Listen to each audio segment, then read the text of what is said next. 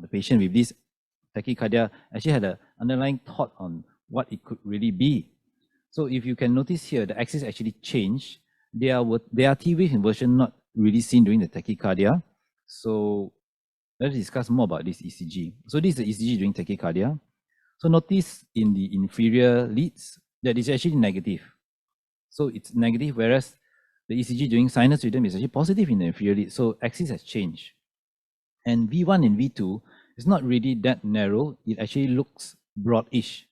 If you compare to the ECG during sinus rhythm, clearly it's a narrow QRS during sinus rhythm. So is it truly a narrow compressed tachycardia? I think not. If you count properly here, it's actually more than 120 milliseconds, and it displays a right bundle branch block pattern of tachycardia.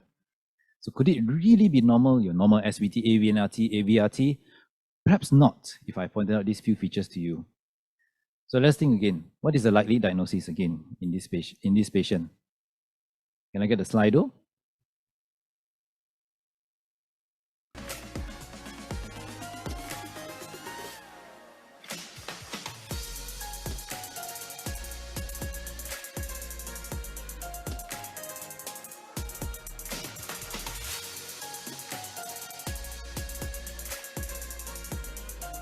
Maybe 30 pollers. I think we can close the vote. So every time after I pointed out those features were not really salient, but some features, everyone think it could be something else. 20% still think it's some form of SVT. The rest of them still feel that it could be some form of SVT, AVNRT, JT, or even AVRT, or even AT. So let's go on to the next slide.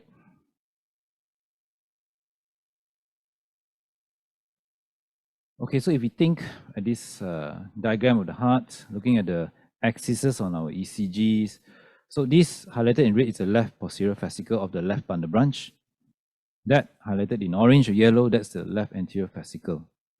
So anything or tachycardia arising from the left posterior fascicle will give rise to a left anterior fascicular block-like pattern. So if the tachycardia is coming from there, it will give rise to initially a upstroke in negative in your inferior leads, positive R in 2, 3. And finally, because it depolarizes the bulk of the myocardium later on when it goes up, as in a left anterior fascicular block type pattern, that's why you get a deep S wave in your inferior leads. And in AVL, because it's traveling towards the direction of AVL, if you follow the yellow arrow, that's why you get a positive deflection in AVL. And V1 shows the RBBB pattern because generally most tachycardia coming from the left ventricle will give rise to a RBBB-like pattern, generally speaking. So anything arising from the ventricle, so this is a form of a fascicular VT, we think. So that's the explanation. So we are treating this patient as a left posterior fascicular VT, resembling someone with a left anterior fascicular block. And if you look, one more feature to think about the ECG in sinus rhythm. So if you notice here, there are these, some folks may say, hey, could it be indicative of some form of ischemic process undergoing? Because there's quite a lot of T wave inversions here. Well, these are simply memory T waves. It just signifies that the ventricle was previously depolarized in abnormal fashion. Previously. So you can see this in patients who were actually V-paced for some time, then they return back to sinus rhythm because they were being paced abnormal depolarization in the ventricle. So when they go back to their own intrinsic rhythm, they get memory T waves. You can see that in some cases of Wu-Parkinson-White, or you can see that in patients who are having VT, and when you revert back them to sinus rhythm because the ventricles were being activated abnormally, when they go back to sinus rhythm, the memory T waves persist. So a rough guide would be where the R wave, where the QRS complex was negative, the T wave actually did follow. So some of them remain negative. So treatment based on guidelines would be, of course, so this is one of your quite classical verapamil sensitive type of VT, which she did respond quite well to verapamil, and you can maintain them on chronic treatment on oral verapamil, but perhaps even higher class of recommendation for treatment would be catheter ablation. For this lady, she was maintained on oral verapamil, and the plan was actually for ablation if she still was symptomatic. She wasn't too keen on invasive therapy to begin with. So I think that's all for my 3 cases. I'm a couple of minutes early, but I think that's just right. Thank you, Dr. Tien, for showing us that many interesting ECG cases. However, before we proceed, we do have a couple of questions from the audience. Sure, thank you.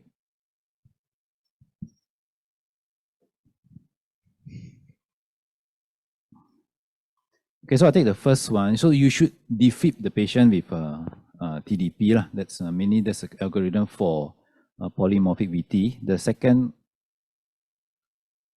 one would AF ablation be useful in problematic mitral valve? Okay, interesting question. So clearly, this patient has atrial fibrillation due to structural heart problem. I think you're referring to the first case we had. So yes, in some cases, we would consider atrial AF ablation in this patient, as clearly it has caused him first significant symptoms. EF, his left ventricular ejection fraction could be compromised due to, we think, like tachycardia-induced cardiomyopathy, as we have ruled out certain things like coronaries and amongst other things. So in practice-wise, sometimes it depends just how scarred we think the LA is or how dilated the LA is, and of course on operator's preference. But yes, in problematic mitral valve, we are still able to offer AF ablation, but of course it's a case-to-case basis and also depending on the operators doing it. So can we explain the significance of rabbit ears when differentiating VT from SVT aberrancy? that looks like from Dr. Fu's previous talk when we were talking about the left rabbit ear, right rabbit ear. So classically, I think the last example I was privy to having a look at it. The example of him giving SVT for aberrancy with a taller right rabbit ear compared to the one with a VT with a taller left rabbit ear.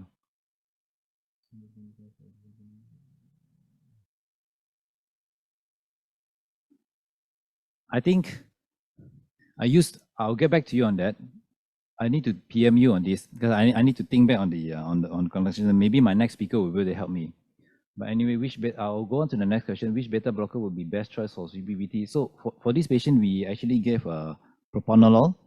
We actually gave propranolol for this lady. Similarly, as if I'm not wrong, certain guidelines, especially for long QT, also we are going towards more towards non-specific beta blocking agent for this type of patient. So in this patient we did give propranolol for her to control her, to reduce the sympathetic drive also for her. Are there any more questions for that? Okay, thank you, Dr. Tien, for answering the Q&A sessions. However, before we proceed with the next session, we'll take a 2-minute short break. We will proceed with the next session shortly. Thank you.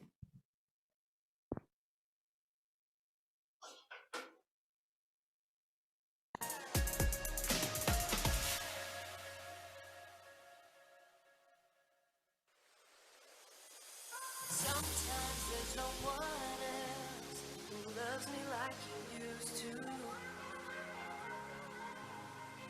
Sometimes we're not ourselves, there's no one I can turn to. And I know all the feelings that we shared are in the past. And I know your relationships are never meant to last. And I'll take some time, but I'll be alright. Moving on, moving on. I know times are tough, but I've had enough.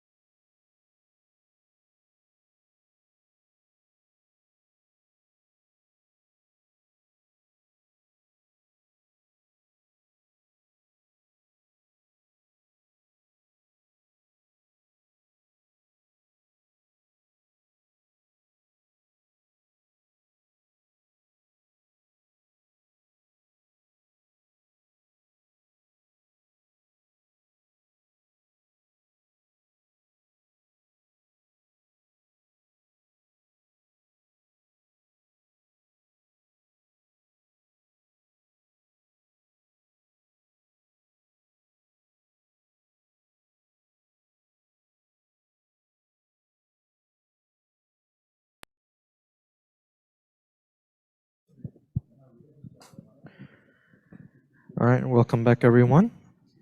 All right, we would like to proceed with our next session. We would like to invite Dr. Muhammad Faiz Fazul Fazi, Dr. Lau Ming Yong, Dr. Muhammad Rizwan Muhammad Said, and Dr. Chi Wei Shen on stage during this ECG quiz dissection.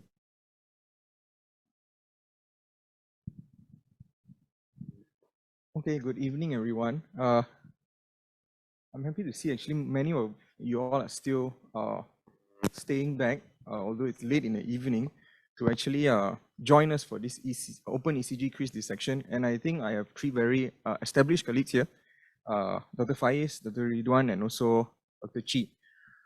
So we're going to dissect the ECGs that we have given to you guys in the morning, while the technical team will actually tabulate and see who's the winner today. But if you all don't mind, before I start, just now I think one of the questions to Dr. Carl was about the rabbit ear. I'll just answer a very short one about it. The rabbit ear's significance is not really significant, but if it's there, then it helps us to differentiate between SVT and VT. The basis behind it is the PVC is always bigger than a normal intrinsic conduction. So you look at the left rabbit ear, because that's the initial conduction. If the left rabbit ear is taller, then it most likely the depolarization is from the ventricle. So you think more of VT. And if the left rabbit ear is smaller, you think that it's more towards His-Purkinje activation, and so you go more towards SVT with aberrancy. That's the only significance. It's one of the weapons we have to actually differentiate SVT and VT. Okay, so without further ado, I think we'll go into the ECG quiz dissection. We go into the first one. Yeah, actually the most of us answered junctional tachycardia, and I can understand why, because if you can see, if you look at the ECG, unfortunately the answer is not junctional tachycardia. The answer is actually first degree heart block. So why? So only 3% answered correctly. We look at the ECG bank.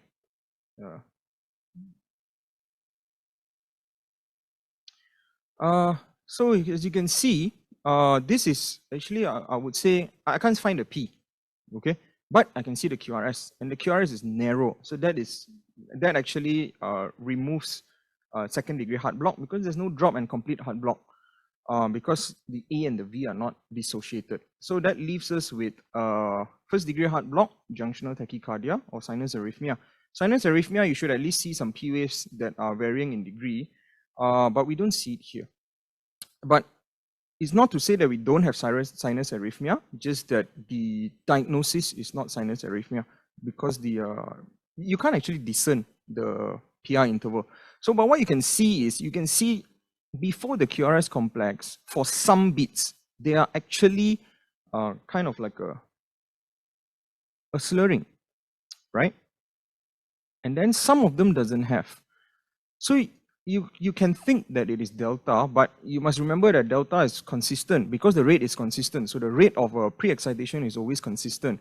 But why would this be inconsistent? So the only answer is there is some degree of sinus arrhythmia, but it's not enough to actually put this as a diagnosis of sinus arrhythmia. This patient actually has a first degree heart block, and the P is so long that it's hiding in the QRS.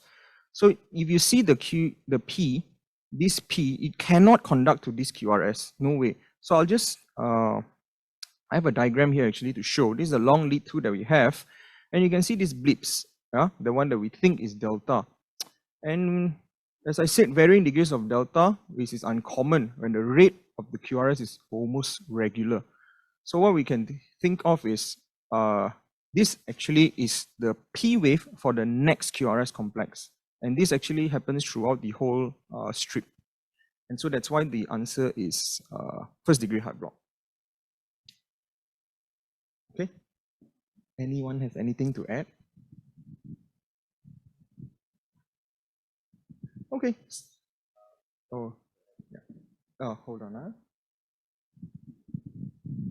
So Dr. Ming pointed a very good point. But when I look at the ECG, actually there can be a few other differential. Whether are we dealing with junctional rhythms with absorption of the sinus arrhythmia? So, but looking at that, it's because one of the beat actually you can see the delta is not that prominent compared to the rest of the QRS complex, because we can see a nice B wave embedded in the QRS, most of it isorhythmic. But at one point too, I can think there's a not really prominent. So that's why I just wonder whether is it other things that can be offered as differential, like whether is it isorhythmic AV decisions, but with the sinus arrhythmia, which means the sinus just kick very fast. That may be one of the differentials as well. Yeah. What do you think? So I think isorhythmic dissociation, it can be, of course it can be, but then for me isorhythmic dissociation is a diagnosis that you make when you cannot differentiate, you cannot have any maneuver to differentiate. So isorhythmic dissociation, for me, your job is a finding on the ECG, but it's our job to actually differentiate what is it. I don't think I gave isorhythmic dissociation as an answer because that would be very ambiguous. Yeah, very ambiguous, yeah. Yeah, I agree with Dr. Ridwan. It's actually a very good differential diagnosis. And when we find isorhythmic dissociation, you cannot just leave it at isorhythmic dissociation and then feel proud like, oh, that's a very good diagnosis that I came up with. No. So you have to either increase the rate or reduce the rate and unmask what is underlying the isorhythmic dissociation. Okay. Yeah, very good explanation, because it's very hard to pinpoint out. This one actually is isorhythmic. We're quite happy with that, but there's a few other maneuvers that we can do. Maybe slow down the vagal tones. Maybe we can see the P wave better, and then from that we can differentiate whether is it definitely a component of isorhythmic by just doing the vagal tone maneuver as well. Or you can do a stress test. Yes. Okay, so now we go to second ECG. Before we go, let's see how the audience answered.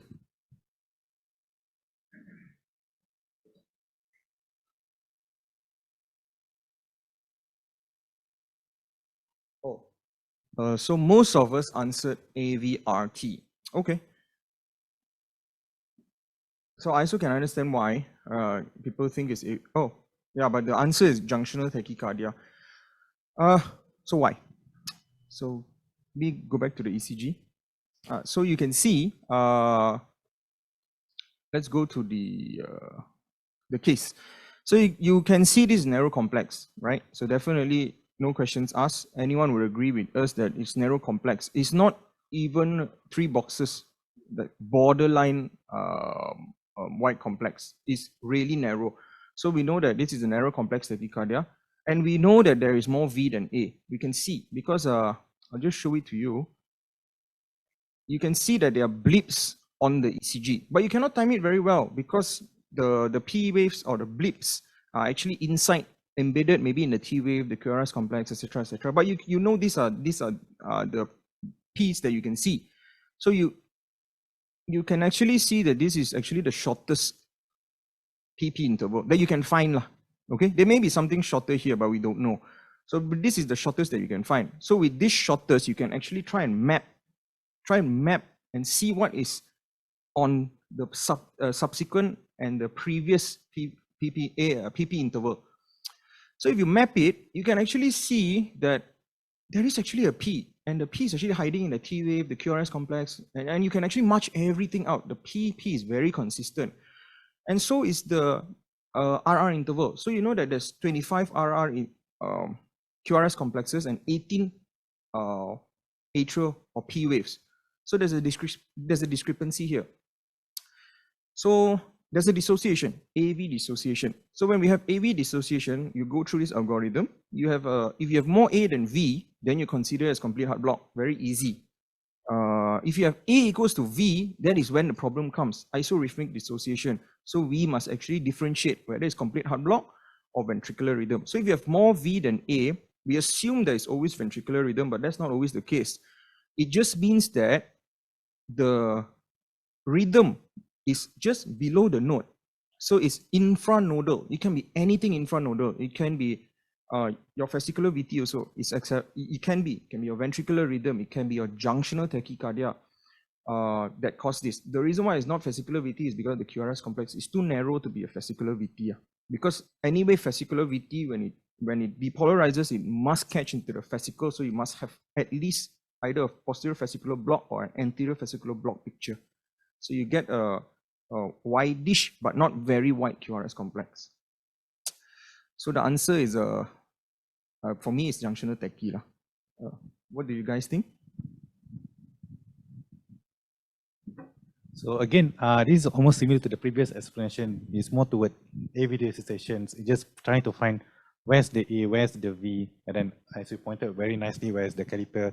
Then we can see there's V more than A. Yeah, I definitely think it's more than junctional rhythms with AV station as well. Right. Now we go into ECG 3. Oh, that's very good. I think 88% you get it right. The diagnosis of atrial flutter with 2-to-1 conduction. That's very good. So look at the ECG now. This at glance actually, if you look at the ECG at glance, one of the differential, and maybe most of the doctors diagnose this as a sinus tachycardia, right? Because of looks like narrow complex tachycardia. You can see the P wave here. This is P wave, all right? P wave followed by QRS. 1 P, 1 QRS. So sinus tachycardia, all right? And it is regular. Definitely, if it is regular, very clear-cut P wave here, definitely it is not atrial fibrillation. SVT is one of the differential actually, because it's narrow, okay? It's narrow complex QRS. But what are the important clues, which is always you need to remember? How actually we can a clue to the diagnosis of atrial flutter 2-to-1. It's quite common actually. It can be mistakenly diagnosed as sinus tachy. If you see a tachycardia, which is consistently around 150 beat per minute, narrow complex, you need to consider 2-to-1 atrial flutter as one of the differential diagnosis. And another clue is you must see all the leads. Okay, sometimes you cannot see, because this is not classical. This is not classical flutter wave, where you can see the sawtooth appearance. But in this lead 2, you can see the sawtooth. But in fact, in real life, 2-to-1 atrial conduction, you cannot, atrial flutter 2-to-1, you cannot see the sawtooth appearance. So you must see all the leads and you try to find out where is the P wave. Where is the P wave? All right, where is the P wave? And you need to consider, you can use, another clue is you can watch the rhythm for a longer time. Put a long lead 2, and sometimes it can change to 3-to-1 to 4-to-1. So you can confirm the diagnosis. Or another way, you can control you can cut, you can block again, you further block the AV node.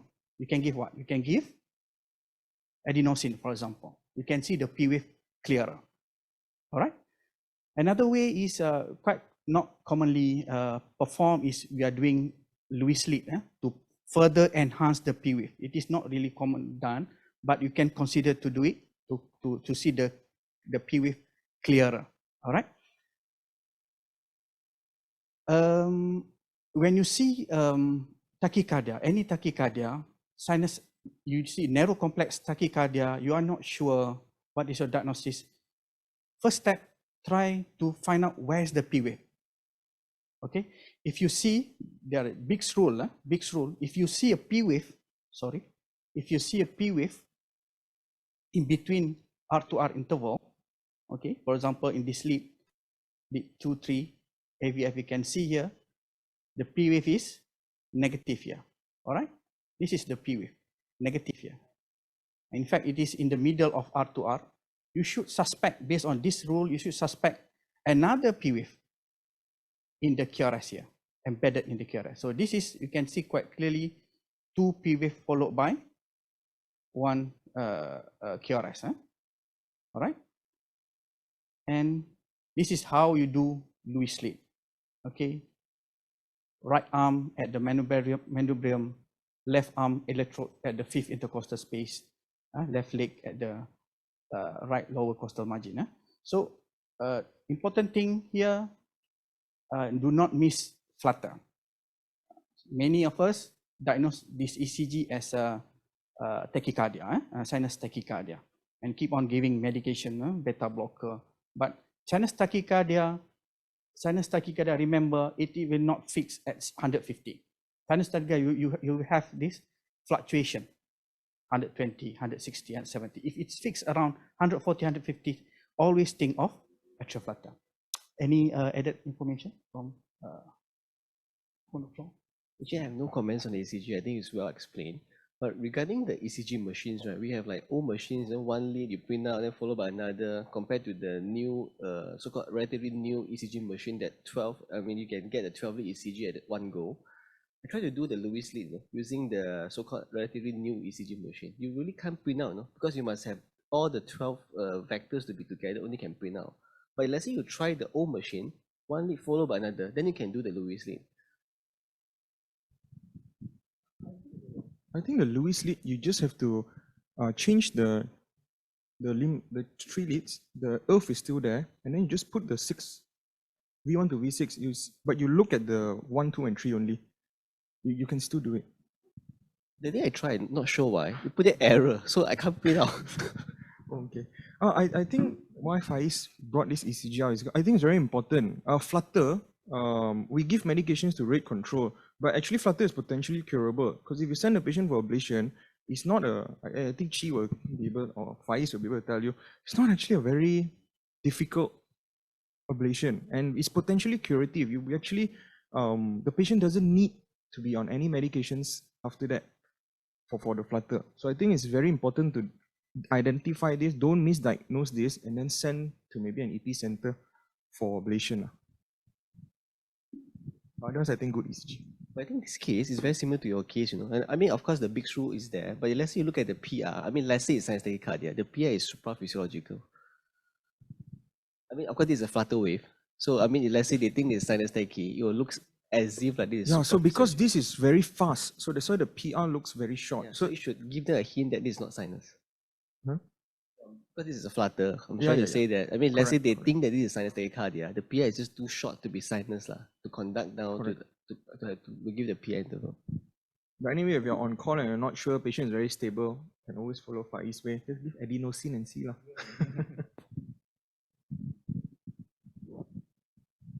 All right. Next ECG, all right. Okay. Okay. Then I see the whole 51%.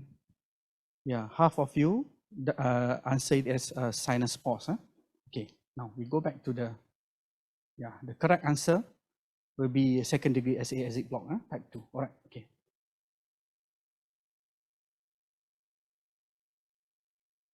Okay, now we focus on the only at the lead on the lead 2. So now you see here, this is very important. If you see something long pause, the first step is you need to check what is missing there, whether there is a P wave without KRS, or whether this is whether you have you don't have any P wave and definitely no KRS, all right, or you have KRS, for example, in junction, all right, as an escape bit. But now in this tracing, you can see here very clearly there is a long here R2R interval without a P wave. Okay, drop in P wave.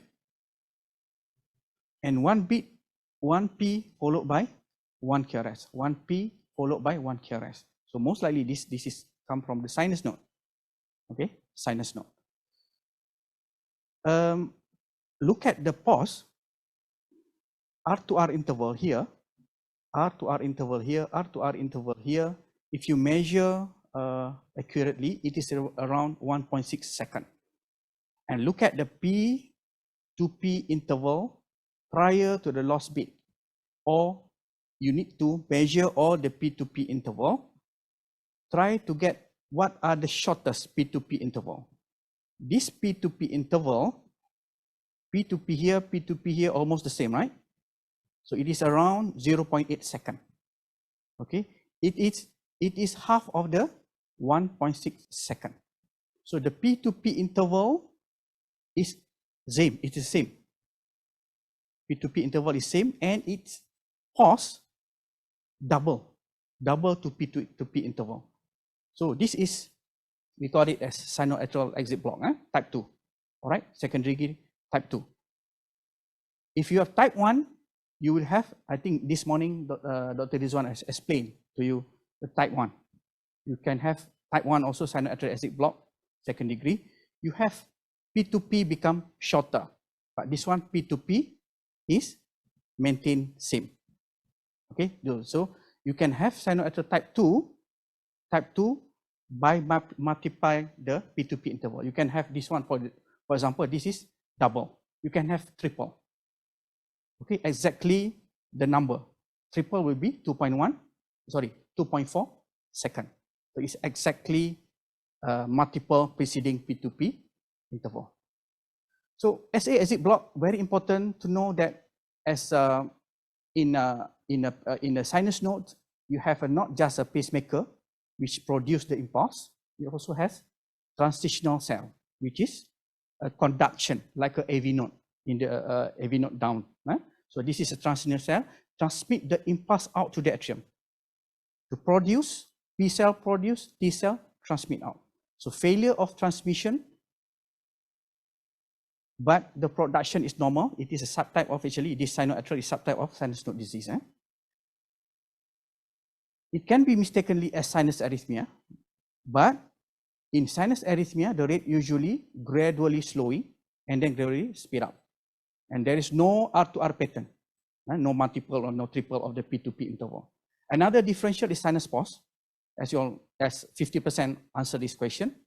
However, sinus pause usually more than 2 seconds, and it is not exactly multiply of the P2P interval. Okay, so the answer of this patient is type 2 sinoatrial exit block. All right. Okay. Any added information? Okay. Just to highlight SA block, because I believe, for me personally, I think that SA block is the most difficult to differentiate, because even the first degree, you have to look at the EGM, to look at the impulse and generation of P wave to determine whether this is actually prolongation of PR impulse from the P intervals. So to suggest first degree. Even the second degree SA block type 1 is more toward group beating. You can see the PP interval prolongations and the PR interval still remain constant. However, when we look at the second degree SA block type 2 and compared to third degree SA block, it's very hard to differentiate unless we have to scrutinize the PP interval, which means we have to bring the calipers, label the PP interval before, and then try to look at whether is it constant or not. If there is a constant, definitely it's second degree. But if it's not constant, it's not atrial depositions, no ventricular depositions, it's definitely a third degree. That's usually my take when to differentiate whether is it a second degree or third degree, because the management for second degree and third degree, if type 2 will be slightly different compared to the Wackenbach, where it's group beating with more of physiological. That's my take, I think.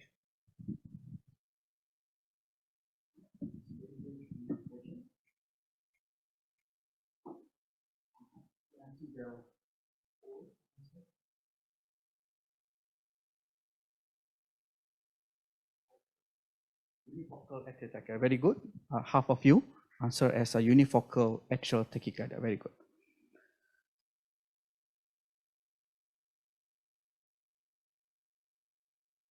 Okay, so in this ECG, you can see very clearly P wave here. Okay, the P wave, important thing, you look at the P wave, not just the rate, you look at the morphology. The morphology is consistent. You can see here at the V1 is positive deflection and it is consistent. So it means the consistent, it comes from the single focus. All right. And this is 2 to 1 actually. The correct answer, the better answer will be 2 to 1. Atrial tachycardia with 2 to 1 conduction, all right, with 2 P wave followed by 1 QRS. Another differential, atrial flutter, is a good differential actually. It's a good differential because of it is as I showed you before, the flutter is one of them. But how to differentiate this? This is before that. This is the ECG. This is ECG prior we giving the ivermectin. You can see narrow complex tachycardia. This is the example. You can use verapamil, you are not sure, you can use adenosine also to slow down the conduction at the AV node level, and you can see the P wave clearly. All right, and it is not terminated. Okay, if it's not terminated, there are a few differential diagnoses. Okay, AVNRT quite easily terminated. AVRT easily terminated. Why? Because these two usually, because AV node is part of the circuit, but atrial tachycardia is not part of the circuit. It can slow down the AV node, but the tachycardia is still rotating, circling in the atrium. Atrial flutter versus atrial tachycardia. So what are the most important thing for me? You need to see the, you need to see the isoelectric line. You see here, there is obvious isoelectric line in between P wave here, as compared to the ECG number 3 just now. You cannot see any isoelectric line. So you can see here isoelectric line. So it is points toward atrial tachycardia. And then number 2, look at the rate. Look at the ventricular rate. It is not 150. All right, it's not 150, the ventricular rate. All right, so this is more 100, it's around 120. All right. So atrial tachycardia and atrial flutter both are not dependent to the AV node. So if it not terminated usually by your beta blocker or your adenosine. And then look at the rate. Atrial rate faster in flutter. 250 beat, 350 beat of atrial rate. Okay, usually around 300. But in atrial tachycardia, the rate is slightly lower. Okay. Next step will be definitely you have a tachycardia like this, persistent, and this type of patient you can have. In fact, this tachycardia can lead to cardiomyopathy. So you need, the best treatment will be ablation, this type of patient. But before ablation, you try to map. We try to, based on this, you try to localize where is the site of atrial tachycardia. Is at the left or right? That's the most important thing. All right, left and right. And then based on that few criteria, you can pinpoint certain where you want to map prior during the ablation.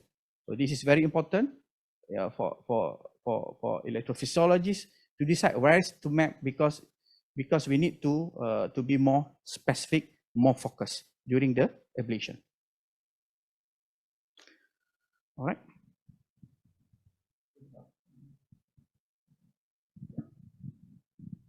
So we're going to proceed with my part of the hard questions. So can we move to the next slide? Just to show the suspect during daytime, nighttime, everyone welcome to join.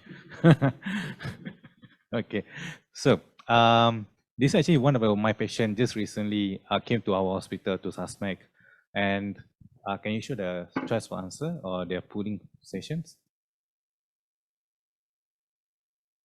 Okay, so yep, 40% get it. Junctional renal with PAC, good. Okay, back to the ECG. Okay, again, everyone feel free to join in, yeah? Okay, so this one, okay, so this one actually is quite interesting because patient came with giddiness and syncope. So there's actually having dilemma in emergency itself, whether this one is just a bradycardia. But when I look at it, I think it's more interesting because the first part, actually, you can see definitely obviously junctional rhythms, because the red arrow showing the regularity of the QRS, which is quite narrow, but there's no preceding P wave. But the second component, which is highlighted as blue arrow, is pointing to a negative P wave in the inferior lead 2, 3, and AVF, suggesting that this actually is a PAC with quite regular. So this is a junctional rhythm with PAC. So, okay, just a bit of junctional rhythm is originated from P wave, but always, so far is the good way to determine whether it is junctional or not to look at the regularity. If there is a regular, then it's more toward junctional rhythms. But then again, sometimes you might be lucky enough to see the retrograde P wave, especially in inferior lead, where you can see the P wave is inverted, to suggest that there is a component of pacemaker coming from the junctional node, and then it's retrograding going up. That's how you can see inverted P wave. Okay, maybe this part, anyone would like to add? Okay. Actually, I just want to Pass give it a. on. I just want to ask Ridwan, Huh? would you consider a differential of a junctional rhythm Yep. with an atrial echo? That means the junction, Hmm? then it goes up the slow pathway, gives a retrograde A, and it comes back down the fast pathway for 1 beat, leaving the QRS. But of course, it's not in the answer, like, it's just an Yep. open discussion. Actually, it might be possible, but it's going to have a retrograde conduction, re-entrance conductions. It's going to be tricky because just to diagnose based on the ECG. But the best actually is just to look at the calipers and then we can see. But for I think it's going to be difficult just to determine. But what do you think? I think you're right. It's definitely junctional Yeah. because the rate is too slow. Yeah. And it's quite unlikely that it goes up the slow pathway and Yeah. comes back down the. But Unless- in everything in EP is a possibility. Yeah, unless we do EPCD, Yeah, stick a because the catheter reason in, is, then if for so long it didn't conduct, if it goes up, right? Yeah. I think it would choose the fast pathway instead of the slow pathway. yeah, And then when it comes down with, I mean, an echo looks like this, Yeah. but it's just not that long. Mm. That's what I feel. but I think the point to away from that re-entrance because we expect to have a like at least maybe some manifestation of maybe conceal or manifest as a pathway. But then again, it's very hard to determine by just looking at the ECG unless we can have a CS catheter. But if we're going to have a echo, for me, I cannot answer that to be honest. Yeah, I don't think this one strip can, but it's a good thinking process. Like, Yeah. Okay. So maybe next I'll pass to G. Just now, right? Your questions, right? Whether it's possible echo, right? I mean, look at the second bit, right? I mean, I think maybe you're thinking like that, lah. Because the PAC, right? After the QS, there's one bump there, you know. But you look at it, the subsequent one, there is no bump, you know. The second arrow, they're pointing to the QS. Okay, it's quite clean, you know. So I think maybe lah. I mean, you're thinking of the echo possible or not. I think maybe the first one, yes lah. But subsequently, I think. Like what you say, EP is anything is possible, still possible, but a bit unlikely. So going back to the case 12, I think, can we just have a look at the answer?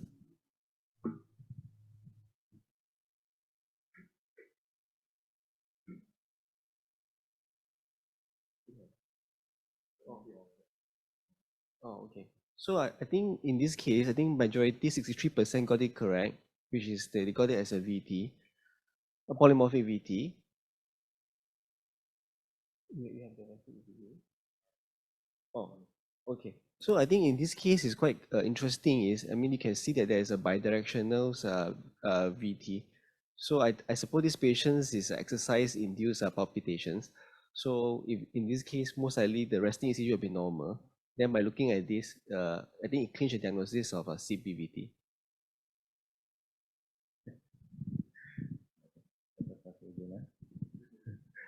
Okay. So again, this one because I think I haven't seen CPVT in my life, to be honest, and I think I got it from the classical textbook. But again, it's just pointing toward bidirectional because when we have bidirectional, the only things that we need to think of whether is it like polymorphic, and then one of the common thing is actually CPVT, but hardly pick up. So CPVT is actually more toward syncope during stress or emotions and bidirectional. Most of the time they have a structural normal heart, as mentioned by Dr. Chi. And the genetic component may contribute to CPVT such as RY2 mutations. And the management, I think the management more toward beta blocker, but even if sometimes we might need to put ICD, but even if you put ICD, you might render them to have more shocks and you can have more mortality with having shocks. So that's why they have a few studies on left cardiac sympathetic denervations, which shows a promising result, but again, still not as a guideline because I think they need more study to determine that. So now we're going to guess number 13. Okay. Ridwan, can I just say Yeah, something? The ECG before, I think it's very good. I also have never seen a CPVT. But these are bidirectional VT. Okay. So when you have bidirectional VT, there's only two diagnoses. As far as I know, there's only two diagnoses that you can have. Number one is CPVT, and number two is ditch toxicity. So if the patient is running and he gets bidirectional VT, then it's CPVT. If the patient is resting and the patient has bidirectional VT, I don't think you should diagnose it as a CPVT. Then the diagnosis, you should really look hard whether the patient is on digoxin or not. Okay. So, oh yeah, I realized actually there's an escape bit here. So we can see a nice sinus wave. So with this, we're definitely going to clutch that this actually is CPVT, but I didn't realize that as well until just now. Okay, so case number 13, I think I'm going to open to discussion because I think this is again one of my patients, and I think I'm still having dilemma until now whether what is it, to be honest. So we're going to shoot. I think we're going to shoot the polls. Can we shoot the poll? What's the audience think about this ECG? Okay, good. So if you look at the choice of answer, I put junctional rhythm, isorhythmic aviation, sinus rhythm, or all the above maybe. And for me, I put all above maybe because I want everyone to get involved with this. Okay, back to the ECG. Okay, again, feel free to interrupt because I think this for me is still puzzling for me until now. The one I highlighted actually is the RR interval is quite regular, quite constant. Has highlighted with a blue line here. But the one I highlighted in the blue arrow is actually I think is actually AB dissociations. That's why I think is junctional rhythm with AB dissociations. This is more to isorhythmic, just happen to increase the sinus activity, just happen to coincide with the QRS complex. But the one that puzzling is the purple one. Because I just wondering whether this actually is the sinus rhythms that manage to penetrate, which means the SA node just suddenly wake up with the one beat and then conducted to the AV node. I think that's why I would like to open to panel. What do you guys think about this one? Okay. Faiz, you want to try first? Yeah, if you have isorhythmic AV dissociation, it's quite interesting because it means that the atrial is moving on its own and ventricle is on its own. But you need to, because based on our experience, this isorhythmic AV dissociation, they can have both actually. They can both have a sinus node and AV node disease. The purple one, you can see here, significant. There is a significant first degree AV block. So we are still not sure because this is first degree. Because we need to, if you want to further evaluate the AV nodes, you need to, it's either you put a stress test patient. So you need to increase the P wave. If you have a lot of P wave which is not conducted, and then this is due to AV node issue. But sometimes, as I said just now, this type of patient usually you can have two. If you have you want to stress test the patient, sometimes the sinus node also is not good. You cannot fire it. The chronotropy is not competent. Okay, so but this is a good example. The good example, you try to pinpoint where is the lesion actually, whether this is sinus node issue or whether it is a AV node issue. I have a disclaimer here. I think none of us, me and Faiz we never saw this ECG. Yep. Yeah, because this one I just keep so it as a surprise to everyone. Yeah. Looking at you. But to me, so for me, I would just see what is normal and try to match it. Now, what is very obvious to me is the RR interval, except the purple beat, the RR interval is always the same. And the purple beat is actually conducted, there's a sinus beat that actually conducts through that. So you can see a P and then followed by a QRS with a PI interval, which is prolonged. And then if you match the P wave, that is actually, Redon has done it very well. The only one that he missed probably is this one. And you can see all the other P waves, right? Actually, there's no way that the P wave can conduct down because this one ends on a T wave, so it cannot conduct down. This one ends on also a T wave. This one ends before it, so it's functional. It cannot conduct down. So the only one that could conduct down is this one. So to me, this is actually probably the sinus node is diseased because if you match these two are you think is normal, right? This PP interval, and then if you match it, there's nothing actually there's no P wave that is formed. So for me, the sinus node is diseased and the junction is kicking in. But if there is a P wave, then it will conduct down. For me, that is what I see from this ECG. So that's why, Nice thing. okay, that's why I think from what I gathered from the ECG, because I've been thinking for almost 2 weeks now. So, okay, so that's why I think actually is, actually, to be honest, this patient actually definitely have a sinus dysfunctions and also have AV node dysfunction because we can see the AV dislocations. But to say there's actually AV dislocations for me is relatively because hard to say because this is what I think this actually is a sinus dysfunction is the main contributor for the symptoms. And it's just that the P wave sometimes conducted, but occasionally become the sinus node dysfunction. They can have a slow sinus rhythms. But when they have a slow sinus rhythm, the junction rhythm take over. That's why the only purple things that can have a getaway, which means the normal intrinsic, which is the P followed by KRS compact. But the rest, as Dr. Mi mentioned, is actually functional because the junctional is because the sinus not too slow, the junctional take over. So I think that's the unifying diagnosis. And to be honest, patient end up with pacemaker anyway. So I think for the benefit of the audience, this is one strip of ECG. In real life, actually we got the benefit that we can actually repeat multiple ECGs and actually hope that actually something actually happens like this. The P wave actually came in and conducted. So does it repeat or not? You can do few ECGs and then discern it and then you be able to guess what is it like. Or the second option is you can send to us. Then we can do EP study, then we can find out.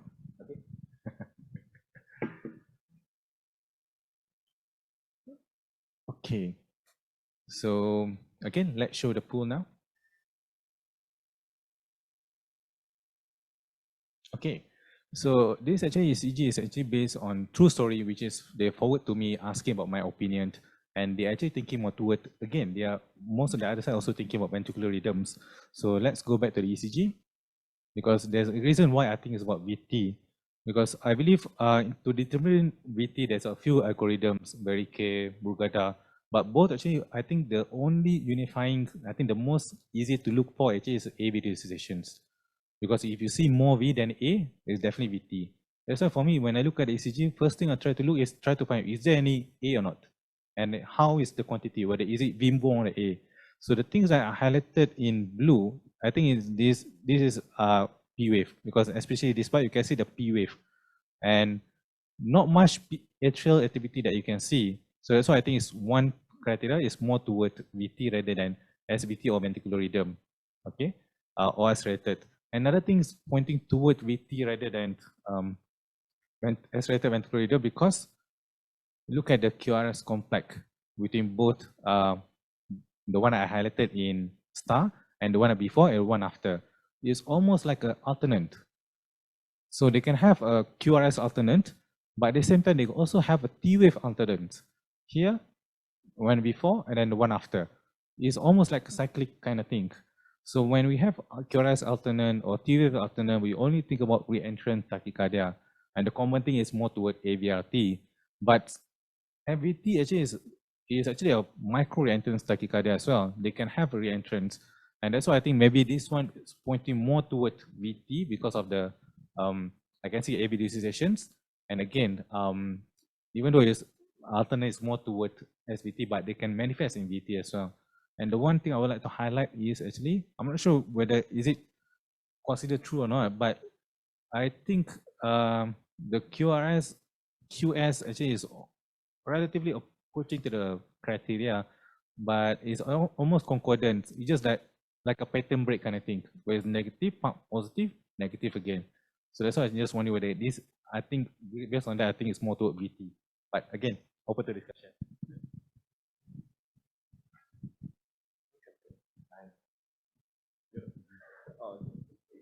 To be honest, I'm not sure, but I beg to differ a bit because let's say we look at V3, right? You can see this one, I mean, this and this, I clearly agree that this is an alternance. And also the T, like what Dr. Rizal mentions, there's a T-wave alternate as well. But let's say we look at the history, right? This patient is CPR and then revive, right? I think the answer would be, I think it's a CPR. Then after that, this is all just electrical alternates caused by the post CPR. I don't think this is VT lah. I mean, my personal. I actually have the luxury of having the full story. I didn't reveal the full story. Patient actually have bypass as well, post bypass. So that's why there's another thing because 22 TV. But again, it can be ventricular rhythms, but that's why I think because I have the luxury of having the full story, that's why I think I already have the point of having VT. But just by showing the ECG, I just wonder whether you have different ideas, because I believe totally agree with Dr. Chi, because sometimes it can be just a accelerated ventricular rhythm, but the one that I want to highlight, maybe I would like to have a discussion. So question is, for me lah, I see ST elevation in V1. So the question is, since patient is CPR, is it a MI or is it a current of injury that is post CPR? Of course, but that is not pertaining to the question lah. That I mean, I was just wondering lah, is it an ischemic event that causes it? Second thing is about AIVR. I assume AIVR is accelerated idioventricular rhythm. Accelerated idioventricular rhythm is used when your ventricular okay, so when you have a ventricular rhythm, you divide it into a few. One is ventricular escape, accelerated idioventricular, and ventricular tachycardia, all rate based. So if your rate is less than 60, then if I'm wrong, it's going to 60, then you call it as a escape, because that is 40 to 60 is what the ventricular escape is supposed to be. Between 60 to 100, you call it accelerated idioventricular. Above 100, then you would call it VT. This rate, I think, would be under the VT category lah, because it's more than 100. The least is a bit wobbly, the RR interval, but the least that I can see is actually 3 boxes, and 3 boxes means 100. So for me, I would say it's VT lah. And also, why would the patient be VT? If the history is CABG, I would think of an ischemic event lah. Yeah, rate is important when you have a ventricular rhythm. But to me, it's relatively slow for VT actually. Yeah, very slow. Yeah, you can have scar VT that, but Dr. Rizwan mentioned that there is a P wave there. There is association there, dissociation, VA dissociation. All right. So there is definitely more V than A. Okay. AIVR also can behave like this. You can have the P wave, which is the P wave is less number as compared to KRS wave.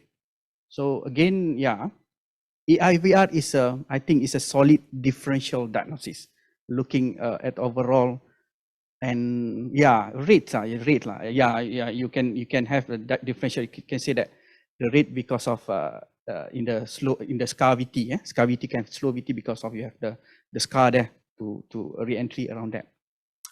All right, but again, the most important thing, if you have doubt in this type of patient unstable, broad complex tachycardia, you need to put VT as your first diagnosis, because AIVR is nothing. All right, it's most of the time it's nothing, but VT you need to do something. All right. So I'll pass to the So I think this is the last question already before we say out the winner, right? So this one is the case. 18 years old girl without any medical illness came with palpitation. And just see the pool. Sorry. Oh.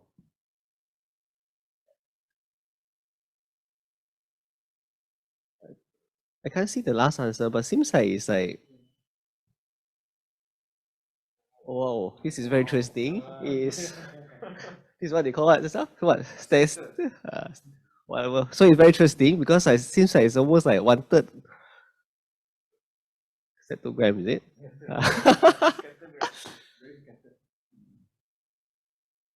Can go back to can go back to the y'all can just ignore that.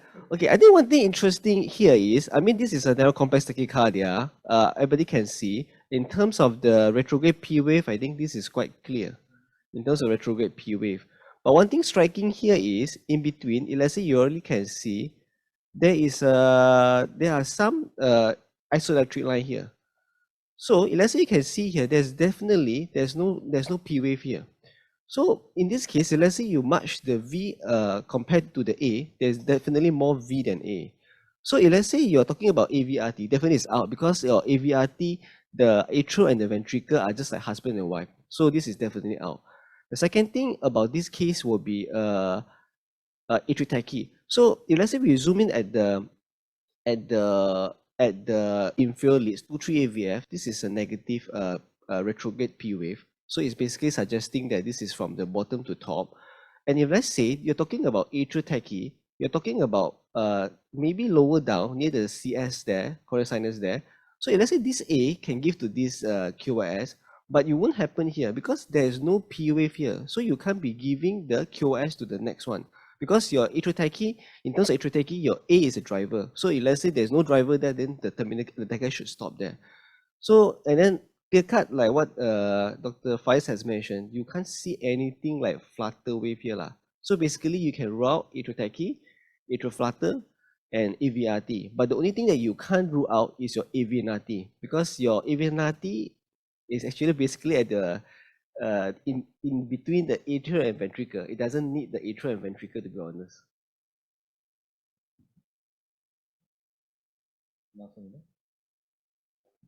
So I think Chi, you have the privilege to announce the winner. Actually, I don't have to announce because I think they have seen the thing. Oh, this is actually the explanation today. Oh, okay. So again, this is the lead 2, and this is the retrograde P wave. But the thing, the one the highlight here actually is this one not that clear. But let's say you can compare here. There's no P wave here. I mean, compared to the blue arrows. So I think this one I mentioned the answer already. We don't have these questions, right? Okay, so we skip this one. So we straight away go to the winner.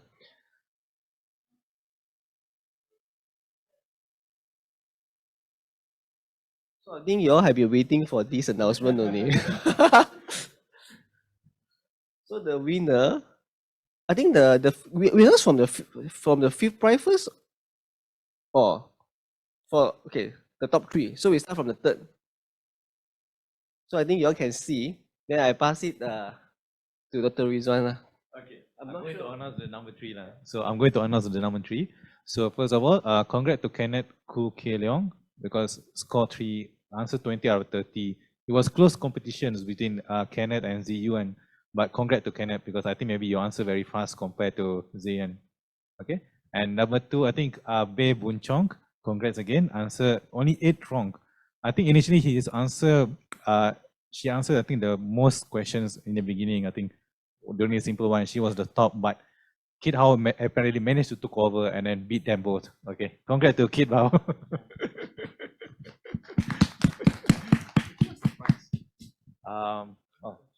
The prize. Oh, you have the prize. You know the prize, right? Just wait for the prize. I think it's worth it lah. The first, second, and third prize are worth it. And it's related to EP.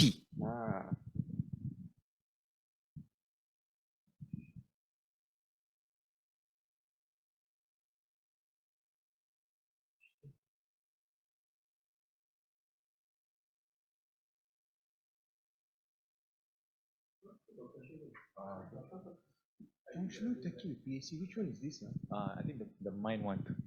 The one. Yeah, just wait with PAC. Yeah. Actually, it's junction rhythm with PAC. I think, especially in district hospital, I think you might encounter this in district hospital because you'll be the frontliner especially in emergency department. So regardless of what, whether is it junctional rhythms or is it complete heart block, so we always follow the bradycardia algorithm management. Always started with whether is the patient symptomatic or is symptomatic, but is it hemodynamically compromised or not? Because if hemodynamically compromised, regardless of what, you have to give atropine, IV adrenaline based on the NICE guideline, and then transvenous spacing, because that's the only 3 managements for junctional bradycardia or even bradyarrhythmia, regardless of what will be the diagnosis. But in terms of long-term managements, because patient actually is, there's more to that, more story to the patient. Actually, patient actually have tachybrady syndromes, and that's why patient end up having a pacemaker. Okay, so I hope that answered the questions for one. Again, junctional also have a name based on the rate. Just now we discussed about the ventricle rate, accelerated ventricular rate (VT). Junctional also same. You have junctional rhythm if you have escape beat is bradycardia, for example 40 to 50. If you have 50 to 100, you have we call it as accelerated junctional. And you have heart rate more than 100, you call it as junctional tachycardia. I think the question is just now with junctional rhythm, right? It's not the tachy, right? So you must try to differentiate this based on the rate.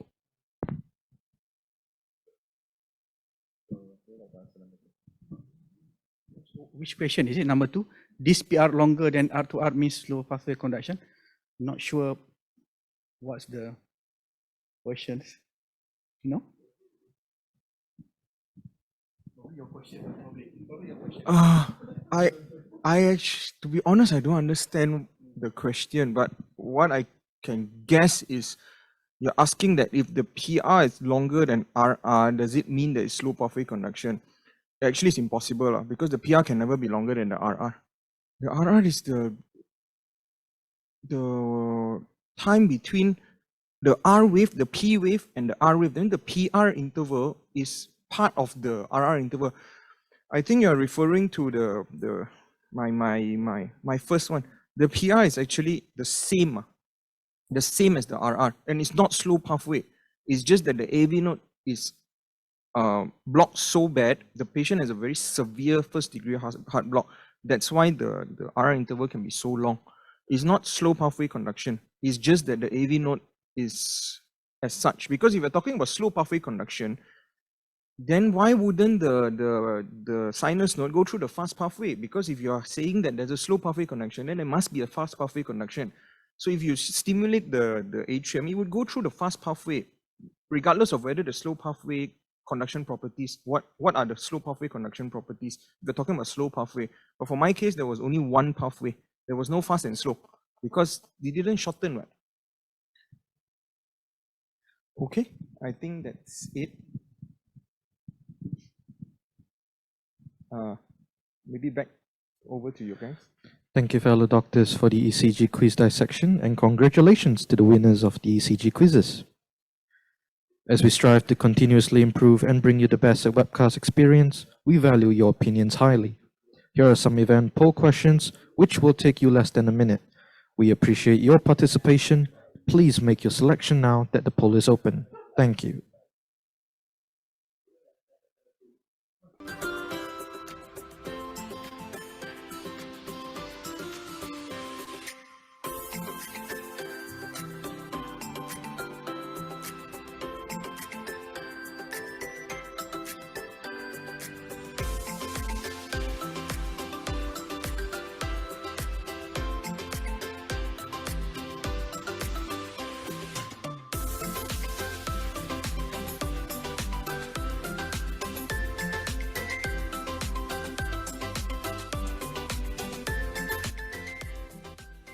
We have come to an end of the webcast, and once again, our heartfelt thanks to our esteemed and distinguished panelists for the interesting and informative presentation and case discussions, as well as to our attendees for making the time in joining us throughout this insightful webinar. To our fellow attendees, you will receive a follow-up email post-event regarding the information for your e-certificate. Kindly fill up the form and submit for your e-certificate confirmation. Stay safe, take care, and have a wonderful weekend ahead.